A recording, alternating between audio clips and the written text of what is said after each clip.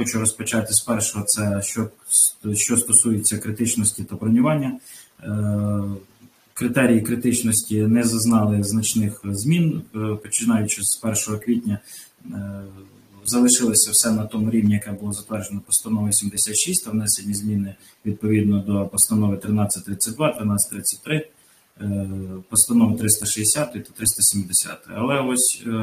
не на користь зіграли зміни відповідно до постанови 360, що стосується розрахунку квоти та бронювання працівників підприємств, оскільки законодавець наш передбачив таку